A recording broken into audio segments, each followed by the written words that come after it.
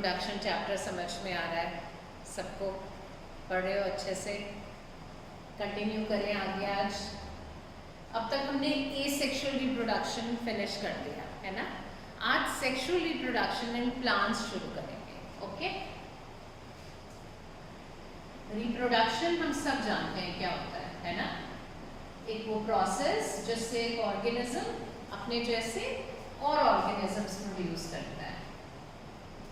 Sexual reproduction, अगर तुम्हें याद हो, इसका बेसिस तो हमने ले डाउन कर दिया था अपनी पहली क्लास में कि sexual reproduction means a reproduction with the help with the involvement of sex, means two organisms are involved, male and female. याद है सबको? मेल जो है उसके अंदर बनेगा male gametes, female will produce female gametes जिनमें क्रोमोसोम नंबर हो जाएगा n, क्योंकि यहां होगा मियोसिस। मेल और जो फीमेल है उनके जो सेल्स हैं, रिप्रोडक्टिव सेल्स, उनके अंदर क्रोमोसोम नंबर 2n। 2n क्यों बोलते हैं? क्योंकि हर क्रोमोसोम एक सेल में पेयर्ड कंडीशन में होता है। जैसे अगर ह्यूमन सेल की बात करें तो 23 पेयर्स या 46 क्रोमोसोम्स है ना। ऐसे ही अगर हम पी प्लांट की बात करें तो 7 पेयर या 14 क्रोमोसोम्स पेयर की फॉर्म में है, तो 2n बोलते हैं। रिप्रोडक्टिव सेल्स में 2n। मियोसिस के टाइम पर जब गैमीट्स बनते हैं तब सिर्फ जो डिवीजन होता है वो होता है मियोसिस। उसका एक रीजन है ताकि क्रोमोसोम नंबर हाफ हो जाए। मटर की पेड़ की बात करते हैं तो जो मेल फ्लावर होगा उसमें जब सेक्स सेल में, रिप्रोडक्टिव सेल्स में डिवीजन होगा, मियोसिस होगा। उसके बाद जो मेल गैमीट बनेगा उसमें क्या होगा? 14 क्रोमोसोम्स होंगे उसमें। तो जब मेल गैमीट बनेगा तो 7 रह जाएंगे। फीमेल गैमीट में भी 7। मियोसिस के बाद, मियोसिस एक रिडक्शन डिवीजन है, reduces the chromosome number two half. और तुम्हें पता है ये हाफ क्यों होता है? क्योंकि यहाँ पर अब ये n और n को फिर फ्यूज होना है during the time of fertilisation और जाइगोट बनाना है ना। तो जाइगोट में फिर n और n मिलकर कितने? 2n। वो हर क्रोमोसोम फिर से पेयर्ड कंडीशन में, फिर से नॉर्मल जो प्लांट में या एनिमल में क्रोमोसोम नंबर है वही रिटेन रहेगा, है ना। अगर 46 है तो अगर ह्यूमंस की बात करें सेक्सुअल रिप्रोडक्शन के टाइम पर तो मेल गैमीट बनते टाइम 23, फीमेल गैमीट में भी 23 फिर से मिले, जाइगोट में 46। प्लांट्स की बात करें, पी प्लांट में मेल गैमीट में कितना होगा? 7 क्रोमोसोम, वैसे 14 होते हैं। मियोसिस के बाद फीमेल गैमीट में 7 मिलके फिर जो जाइगोट बनेगा उसमें फिर से 14। क्लियर है सबको? तो यानी कि और फिर जाइगोट से एक नया जन्म, तब माइटोसिस होता है। माइटोसिस एक ऐसा डिवीजन है जिससे 1 से 2 सेल बनते हैं, लेकिन उनमें क्रोमोसोम नंबर उतना ही रहता है जितना पेरेंट्स में है। मियोसिस में एक सेल से 4 सेल्स बनते हैं, लेकिन उन 4 सेल्स में क्रोमोसोम नंबर कितना होता है? Half to the parent cell. Clear है? ये रिडक्शन डिवीजन होता है, इसीलिए इसे रिडक्शन डिवीजन कहते हैं, क्योंकि रिडक्शन का मतलब ही होता है हाँ, रिड्यूस करना, कम करना, हाफ करना। क्लियर है? चलो, अब सेक्सुअल रिप्रोडक्शन इन प्लांट्स। तो प्लांट के, जब कल मैं तुम्हें वेजिटेटिव प्रोपगेशन पढ़ा रही थी क्लास में, तो मैंने तुम्हें बताया था कि प्लांट में वेजिटेटिव पार्ट्स होते हैं। कौन कौन से वेजिटेटिव पार्ट्स होते हैं? कौन कौन से वेजिटेटिव पार्ट्स होते हैं? रूट, स्टेम और लीफ होता है। अब रिप्रोडक्टिव पार्ट्स क्या होते हैं? फ्लावर, फ्रूट और सीड। तो फ्लावर के स्ट्रक्चर से शुरू करते हैं, सेक्सुअल रिप्रोडक्शन है प्लांट्स। ओके, फ्लावर का जो स्ट्रक्चर है, एक तो स्टॉक होती है फ्लावर की, जहां से तुम फ्लावर तोड़ के पकड़ते हो। The stalk of the flower is known as pedicel. Spellings पे ध्यान देना, pedicel, right. The upper expanded part, इसके ऊपर एक गोल सा कुछ swollen पार्ट होता है, उसे कहते हैं थैलेमस, या फिर कहते हैं रिसेप्टिकल।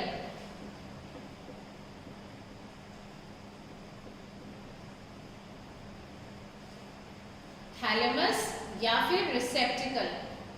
इसके ऊपर सारे जो फ्लावर के फ्लोरल पार्ट्स हैं और प्रेजेंट होते हैं, सेपल, पेटल्स, स्टेमन, कार्पल।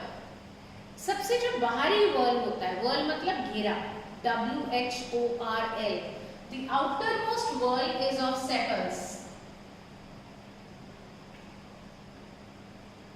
ये outermost wall है।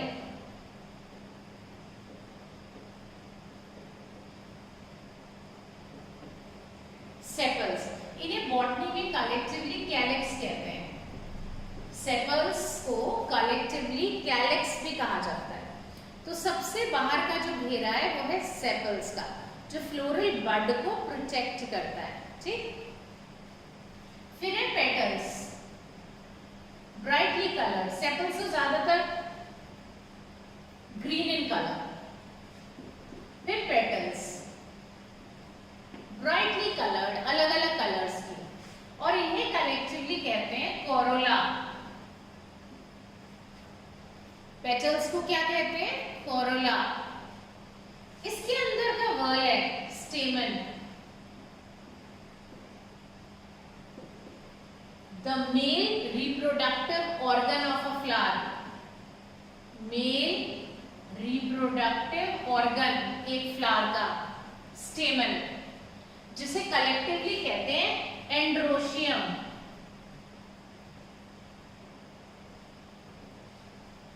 क्या कहते हैं? एंड्रोशियम। अब ये स्टेमन हो गए, मतलब सेपल है सबसे बाहर घेरा, वॉल, फिर उसके अंदर पेटल, फिर उसके अंदर स्टेमन्स। अब ये जो स्टेमन होते हैं, ये तो मैंने अभी तक जो एक फ्लावर बनाया उसमें 3 वर्ल्स हैं। अगर मैं एक बायसेक्सुअल फ्लावर की बात कर रही हूँ, बायसेक्सुअल मतलब दोनों सेक्स ऑर्गन्स एक ही फ्लावर में, तो फिर इसके अंदर का वर्ल जो होगा वो होगा कार्पल। ये है कार्पल। कार्पल या पिस्टल कह दो। The female reproductive organ, female reproductive organ collectively क्या कहते हैं? गायनोशियम। कलेक्टिवली क्या कहते हैं इसे? गायनोशियम। क्लियर है? चलो, अब ये हो गया हमारा क्या? Pedicel, upper expanded part thalamus, फिर sepal, petal, stamen, carpel. Clear है?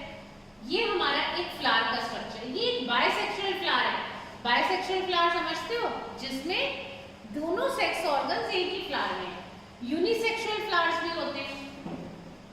यूनि मतलब एक। यूनिसेक्सुअल फ्लावर्स क्या होंगे? जिनमें एक सेक्स ऑर्गन होगा, तो उसमें ये पेडिसल है, ये थैलेमस है, ये सेपल, ये पेटल और फिर स्टेमन। अगर मेल फ्लावर है, मेल फ्लावर है तो 3 गर्ल्स होंगे, सेपल, पेटल और स्टेमन। और अगर फीमेल फ्लावर है तो सेपल, पेटल और कार्पल, है ना? फीमेल फ्लावर में सेपल, पेटल और कार्पल। फीमेल फ्लावर में ये unisexual flower, sexes are separate. और ये फ्लावर एक बायसेक्सुअल फ्लावर बनाया है, जिसमें दोनों सेक्स ऑर्गन्स एक ही फ्लावर है, स्टेमन भी और कार्पल भी। क्लियर है सबको? एक बार टर्म्स देख लें। सेपल्स को कलेक्टिवली क्या कहते हैं? Calyx.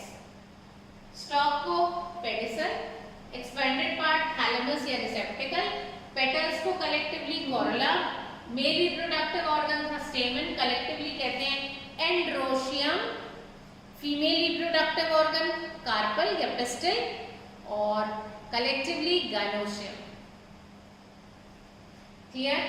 Mail flower, female flower, bisexual flower, सब टर्म्स क्लियर है? एक बार कॉपी पे अपने हाथ से भी ड्रॉ करके देख सकते हैं, नोट डाउन कर सकते हैं चीजें। क्लियर? चलें आगे।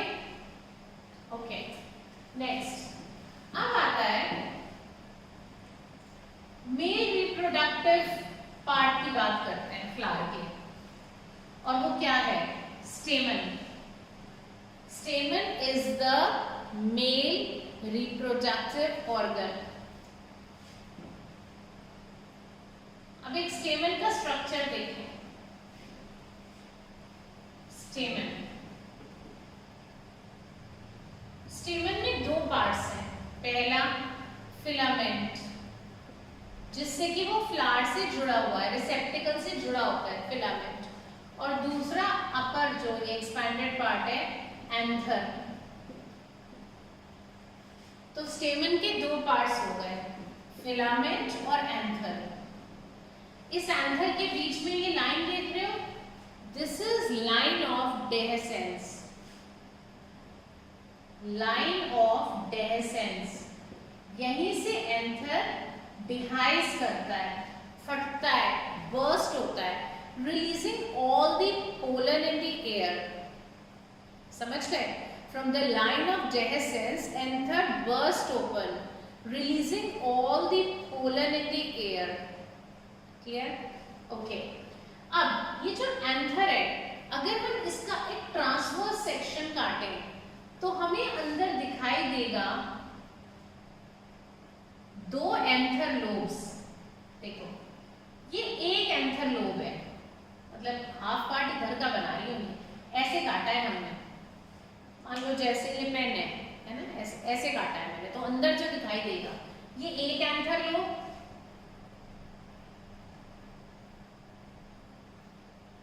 ये दूसरा एंथर लोब। समझ गए? ये हाफ पार्ट, ये एक एंथर लोब है, ये दूसरा एंथर लोब है। तो एक एंथर में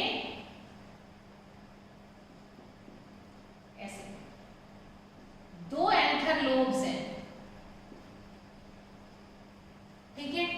अब एक एंथर लोब में, जैसे ये एक एंथर लोब है, इसमें दो पोलन सैक्स हैं, इस वाले में भी दो हैं, तो टोटल पोलन सैक्स कितने हो गए एंथर में? 4। एक एंथर लोब में, एक में दो पोलन सैक हैं, तो 2 में हो जाएंगे 4।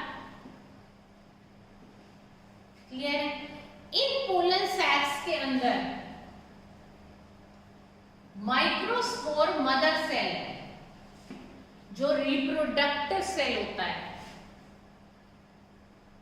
Microspore mother cell, chromosome number 2n। 2n का मतलब यह है कि हर क्रोमोसोम पेयर्ड कंडीशन में है। क्लियर है?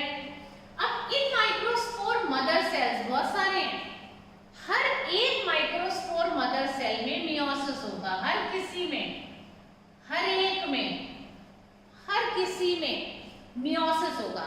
और एक माइक्रोस्पोर मदर सेल से, एक से बात कर रही हूं, 4 माइक्रोस्पोर्स बनेंगे। रिडक्शन डिवीजन के बाद 1 से 4 बनते हैं, लेकिन chromosome number will be reduce to half. अब यहाँ पे बहुत सारे माइक्रोस्पोर्स बन जाएंगे, बहुत हंड्रेड्स एंड हंड्रेड्स में, लेकिन उन सारे माइक्रोस्पोर्स के अंदर क्रोमोसोम नंबर कितना होगा? n। इन्हें हम पोलन भी कहते हैं। क्या कहते हैं? पोलन। बात समझ में आई? एक बार फिर से, ये जो एंथर है, एक एंथर है, उसमें 2 एंथर लोब्स हैं। एक एंथर लोब में 2 पोलन सैक है, हर एक पोलन सैक में बहुत सारे माइक्रोस्पोर मदर सेल है, हर एक में क्रोमोसोम नंबर 2n है, मतलब हर क्रोमोसोम पेयर्ड कंडीशन में है। मियोसिस होगा, रिडक्शन डिवीजन होगा, हर एक माइक्रोस्पोर मदर सेल से 4 माइक्रोस्पोर बनेंगे, क्रोमोसोम नंबर n। अब वो तो पहले ही माइक्रोस्पोर मदर सेल इतने सारे थे, अब हर एक से 4 बनेंगे, तो 4 गुना बढ़ जाएंगे माइक्रोस्पोर्स, वो इन पोलन सैक्स में बनेंगे। इन्हीं माइक्रोस्पोर्स को पोलन भी कहते हैं। जब ये पोलन अंदर मैच्योर हो गए, ये जो लाइन ऑफ डेहेसेंस बताई थी मैंने, यहां से एंथर बर्स्ट ओपन, हट गया, रिलीजिंग ऑल द पोलन इन दी हवा, इन दी एयर। समझ में आ रहा है? सारे हवा में लिबरेट हो गए एयर में, कोई डाउट नहीं। एक बार देख लें डायग्राम फिर से। स्टेमन के दो पार्ट्स, फिलामेंट, एंथर। एक एंथर में दो एंथर लोब्स, दो एंथर लोब्स में 4 पोलन सैक्स, उनके अंदर microspore mother cell, chromosome number 2n। Meiosis हुआ 4 माइक्रोस्पोर, 1 मेगास्पोर मदर सेल से। माइक्रोस्पोर्स को ही पोलन कहते हैं। जब पोलन मैच्योर हुए, लाइन ऑफ डेहेसन से एंथर फटा, releasing all the pollen in the air. Clear सबको? डायग्राम ड्रॉ कर लें, ठीक। पॉज करो बच्चों, डायग्राम ड्रॉ करो, मैं आगे स्टार्ट कर रही हूँ। नेक्स्ट, अब फीमेल रिप्रोडक्टिव ऑर्गन को पढ़ते हैं।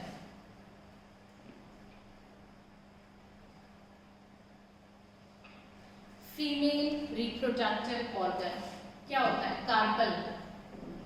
कार्पल का स्ट्रक्चर देखें।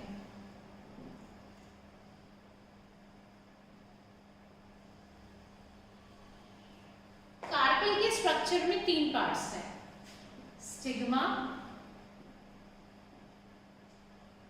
Style, ovary. Stigma, style, ovary, 3 parts समझ में आ रहा है? ओके। स्टिग्मा काफी ब्रॉडर एक्सपैंडेड होता है। क्यों होता होगा? ताकि ज्यादा से ज्यादा पोलन आकर उस पर रेस्ट करें। वो पतला सा होगा, छोटू सा होगा, तो कैसे आके गिरेंगे वो? It is comparatively broad and expanded as compare to style we are talking about. ठीक है, ऐसे नहीं कि फ्लावर से बड़ा हो गया, लेकिन हाँ ब्रॉडर एक्सपैंडेड है ताकि ज्यादा से ज्यादा पोलन आके उस पर रेस्ट करे। ठीक है, तो इसका काम तो सिर्फ इतना है कि भैया पोलन को रिसीव करना है। स्टाइल पे आते हैं, इसमें क्या होता है? लूजली पैक्ड सेल्स हैं, लूजली पैक्ड।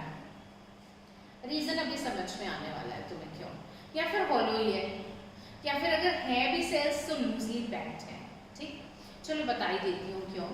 क्योंकि जब पोलन यहाँ गिरेगा और वो एक पोलन ट्यूब बनाएगा, तो उस ट्यूब को इजीली पेनिट्रेट कर सके और वो ओवरी तक पहुंच सके, इसलिए स्टाइल हॉलो होता है, या उसमें लूजली पैक्ड सेल्स होते हैं for the easy penetration of the pollen tube.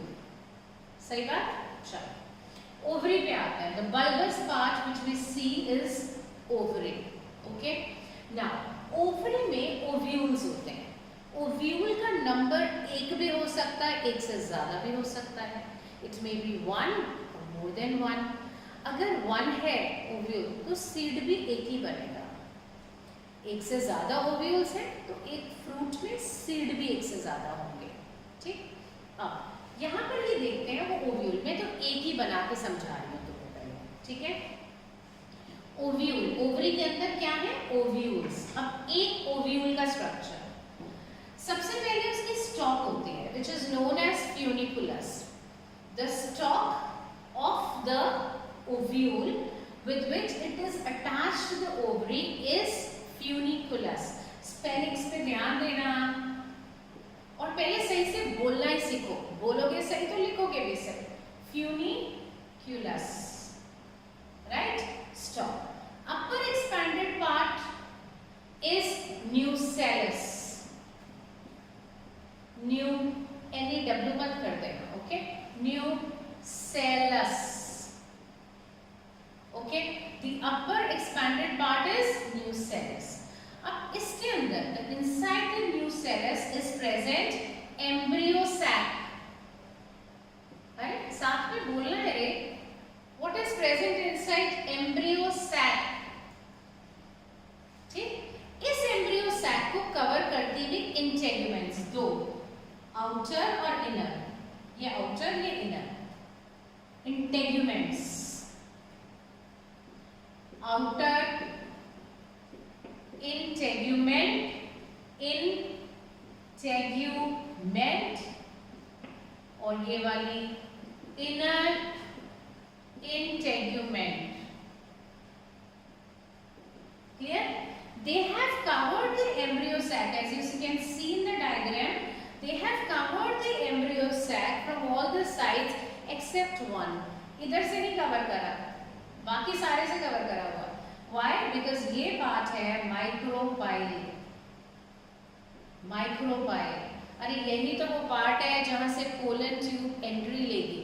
तो न्यूसेलस सॉरी एम्ब्रियो सैक को कवर किया हुआ है इंटेगुमेंट से, but at one point they have left an opening there and that opening is micropyle.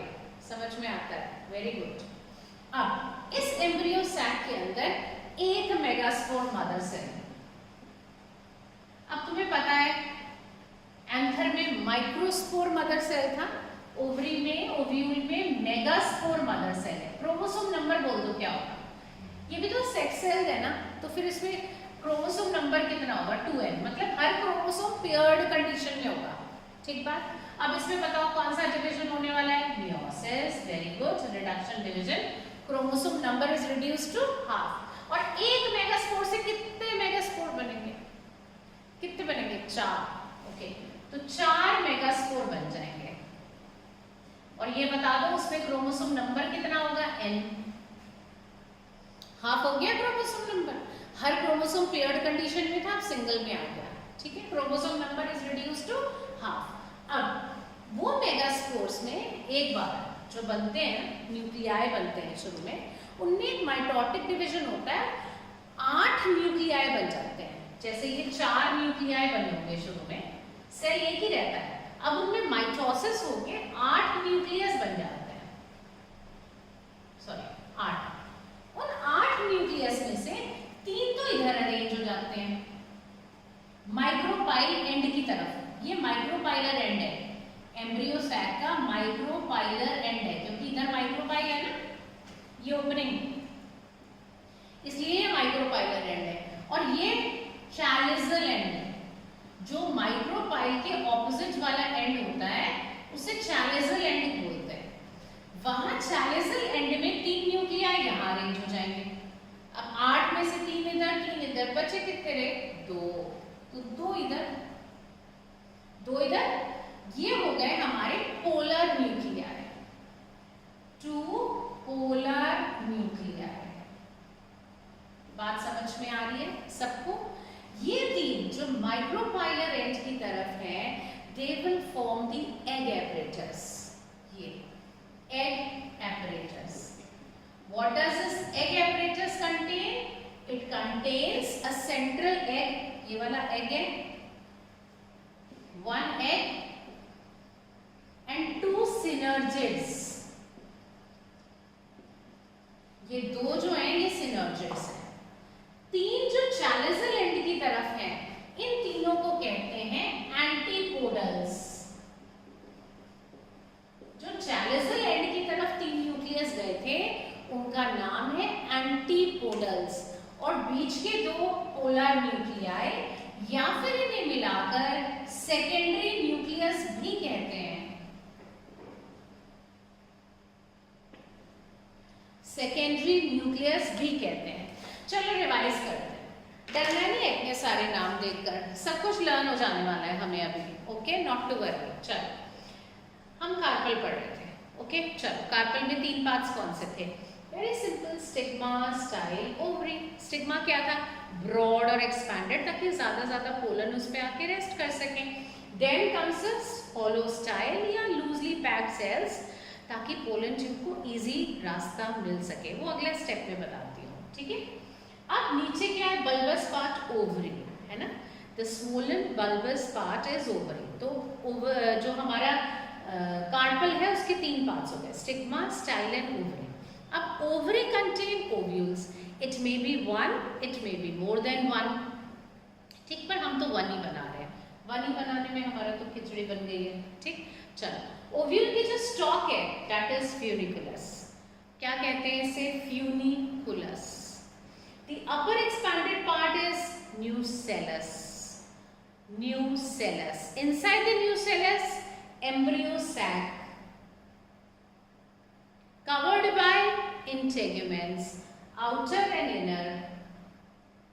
But एक जगह से कवर नहीं किया, वो पार्ट क्या है? माइक्रोपाइल।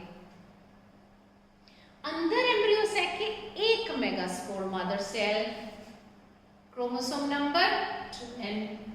कौन सा division? Meiosis. Chromosome number half, N आ गए। एक बार माइटोसिस हुआ, 8 न्यूक्लियाई बन गए 4 से। 3 माइक्रोपाइलर एंड की तरफ, वो एग एपरेटस है, बीच वाला एग है, साइड के 2 सिनर्जिड्स हैं। ऊपर वाला जो एंड है माइक्रोपाइल के ऑपोजिट, उसे चैलिसल एंड बोलते हैं। उसमें क्या 3 प्रेजेंट है, एंटीपोडल्स, 2 न्यूक्लियाई बीच में, पोलर न्यूक्लियाई या फिर सेकेंडरी न्यूक्लियस। समझ में आता है सबको? आ गया? हाँ, आ गया समझ? ओके, पर लर्न तो नहीं हुआ अभी अच्छे से, तो कोई बात नहीं, एक बार डायग्राम फिर से बनाऊंगी, थोड़ा बड़ा सा बना दूंगी, तब चीजें बिल्कुल लर्न हो जाएंगी अभी। पर ये मतलब नहीं है, फिर भी नोट्स लिखने हैं, फिर भी एक बार बुक से भी रीड करना है एवरीथिंग। ओके, चलो ये क्या है? Ovary, stop. अब मैं लिख नहीं रही, तुम बोलोगे फ्यूनिकुलस। अपर एक्सपैंडेड पार्ट, जल्दी बोलो। Nucellus, inside embryo sac. कौन सा सेल है? Megaspore mother cell. उससे पहले इसको कवर करते हुए क्या है? 2 इंटेग्यूमेंट्स, आउटर और इनर। उन्होंने यहां से कवर नहीं किया, क्या है ये? माइक्रोपाइल। ये एंड क्या कहलाता है? माइक्रोपाइलर एंड एम्ब्रियो सैक का। ये एंड क्या कहलाता है? Chalazal end. Okay, megaspore mother cell, chromosome number 2n। Meiosis, एक मेगास्पोर से कितने? 4। Chromosome number n। एक और कौन सा डिवीजन हुआ? माइटोसिस। n से nn के 4 थे, nn के 8 बन गए, हर एक से 2 बन गए। 8 न्यूक्लियस में से 3 इधर अरेंज हो गए, बीच वाला एग, साइड के 2 सिनर्जिड्स, मिलाकर क्या कहते हैं? Egg apparatus. Very good. ऊपर के 3 एंटीपोडल्स, बीच में 2 पोलर न्यूक्लियाई, मिलाकर सेकेंडरी न्यूक्लियस भी कहते हैं। सब कुछ तो लर्न है, तुम्हें देख लो, यू नो एवरीथिंग, फालतू में रटते रहते हो, ठीक है? ओके, अब ये तो हो गया हमारा। अब चलिए जरा इसको कंप्लीट कर देती हूँ, ऐसे बना देते हो, थोड़ा सिमेट्रिकल नहीं बना, बट अभी फिर से ना ड्रॉ करना पड़े सिर्फ इसलिए। चलो, अब यहाँ पर अगली टर्म पे आते हैं। अब हमें मेल और फीमेल रिप्रोडक्टिव ऑर्गन समझ में आ गए हैं। अब हम अगली टर्म पे आएंगे, अगले प्रोसेस पे आएंगे, and that is pollination. Pollination, the transfer of the pollen. उधर याद है जब ये पोलन मेच्योर हुए थे, लाइन ऑफ जेहसन से एंथर फटा था, liberating all the pollen in the air, याद है? ओके, तो वो जो पोलन है वहां से पहुंचेंगे स्टिग्मा तक of the carpel. This transfer of pollen from the anther to the stigma of the carpel is known as pollination. यहाँ से एंथर के फटने से जो पोलन लिबरेट हुए स्टिग्मा तक पहुंचेंगे कार्पल के, इस प्रोसेस को पॉलिनेशन कहते हैं। और इसके लिए पॉलिनेटिंग एजेंट्स इन्वॉल्व होते हैं, abiotic and biotic. Abiotic, A means without, bio means life। Non living agents कौन से होते हैं? सबको पता है, विंड और वाटर, राइट? बायोटिक पता है सबको, insects, birds and bats. Insects, birds और बैट्स, ठीक? तो किसी भी पॉलिनेटिंग एजेंट के थ्रू, हवा के थ्रू, पानी के थ्रू, इंसेक्ट्स के थ्रू, बर्ड्स के थ्रू, बैट्स के थ्रू, फाइनली पोलन पहुंच गए कार्पल तक, उसके स्टिग्मा तक, ठीक? लेकिन क्या हर पोलन जो इस तक गिरा है वो जर्मिनेट कर जाएगा? सिर्फ कंपैटिबल पोलन। कंपैटिबल मतलब क्या हुआ? कंपैटिबल, कंपैटिबल पोलन क्या होंगे? अरे कंपैटिबल पोलन मतलब जैसे, अब सोचो कि हवा को क्या पता, वो तो अनपढ़ है, उसको क्या पता कि मुझे ये जो मेल पोलन है ये अब उसी फ्लावर के फीमेल पे जाके गिराने, नहीं, वो तो कहीं भी गिरा देगी ना। तभी तो pollen hundreds and hundreds and hundreds में प्रोड्यूस होते हैं कि फाइनली कुछ तो अपने एक्चुअल डेस्टिनेशन तक पहुंच जाए, ठीक? तो जो हवा है उसके थ्रू तो वेरियस काइंड्स ऑफ पोलन आए होंगे, लेकिन उससे जो फीमेल फ्लावर है उससे का जो मेल फ्लावर होगा उसके पोलन ही वहां जाकर क्या कर सकते हैं? जर्मिनेट। सिर्फ उसी मेल फ्लावर के पोलन, कोई भी नहीं। और ये मैं तुम्हें पिछले चैप्टर में पढ़ा चुकी हूँ, कीमोट्रॉपिज्म। याद आया तुम्हें? अगर तुम्हें याद हो ये डायग्राम, मैं कहती थी कि यहाँ पर ये कि अगर जब पोलन गिरता है तो उसे केमिकल स्टिमुलस मिलता है जिसकी वजह से वो ओवरी तक पहुंचता है। याद है chemotropism, the movement of the plant part in response to a particular chemical. तो वो पोलन जो उसी के मेल फ्लावर का होगा, वो पोलन जब यहाँ पर जर्मिनेट करेगा, वही जर्मिनेट कर सकता है जो उसी के मेल फ्लावर का। ये नहीं कि कोई भी मेल फ्लावर का पोलन गिर गया किसी भी फीमेल फ्लावर पे तो जर्मिनेट कर जाएगा, नहीं, उसी स्पीशीज का, उसी का मेल फ्लावर का जो पोलन गिरेगा वो जर्मिनेट करेगा, क्योंकि उससे ही एक पर्टिकुलर केमिकल स्टिमुलस मिला होगा यहाँ से, और वो इस मेम्ब्रेन को रप्चर करके अंदर आ जाएगा। और ये जो स्टाइल है इसीलिए तो हॉलो थी कि ये पोलन ट्यूब इजीली ओवरी तक पहुंच सके। अब ये जो पोलन ट्यूब होती है ना, इसके टिप पर 2 मेल गैमेट्स आते हैं। एक्चुअल में क्या हुआ था, यहाँ पोलन है तो एक ही न्यूक्लियस रहा होगा, लेकिन माइटोसिस के बाद 2 न्यूक्लियस अंदर बन जाते हैं। तो वो क्या करते हैं, दोनों न्यूक्लियस पोलन ट्यूब की टिप पर मूव करते रहते हैं। स्टाइल हॉलो थी या लूजली पैक्ड सेल्स थे। केमिकल स्टिमुलस को फॉलो करते करते वो माइक्रोपाइलर एंड तक पहुंच जाते हैं। ये इसीलिए तो जगह ओपन थी ताकि यहाँ से पोलन ट्यूब एंट्री पा सके। अब जैसे वो एंट्री यहाँ से माइक्रोपाइल से एंट्री करेगी ये पोलन ट्यूब एम्ब्रियो सैक में, सिनर्जिस उसे हेल्प करेंगे, और जब वो अंदर आएगी पोलन ट्यूब, यहाँ आकर वो बर्स्ट हो जाएगी, it will get burst, pollen tube burst हो जाएगी। क्लियर है? पहले होगा क्या, pollination, the transfer of the pollen from the anther to the stigma. Only the compatible pollen would germinate. When they germinate, the pollen germinate, they form a pollen tube। ठीक है, pollen tube जो है style hollow है, easily रास्ता मिल रहा है उसे, और पर्टिकुलरली एक केमिकल स्टिमुलस भी वो फॉलो कर रहा है, जिसकी वजह से वो फाइनली ओवरी तक पहुंचेगा। ओवरी में माइक्रोपाइलर एंड, माइक्रोपाइल से वो एम्ब्रियो सैक के अंदर एंटर होगा and there it burst open. और पोलन ट्यूब के टिप पर होते हैं 2 मेल गैमीट्स, वो एम्ब्रियो सैक के अंदर एंट्री पा लेते हैं जब पोलन ट्यूब जाती है। ठीक है, rest will continue in the next class. आज के लिए इतना लर्न कर लो, मोर देन एनफ। ओके, चलो will continue in the next class. Revise करना चीज़ें अच्छे से, बुक से ज़रूर रीड करना, ड्रॉ एप्रोप्रिएट डायग्राम्स। मुझे पता है तुम सब मेरी बात मान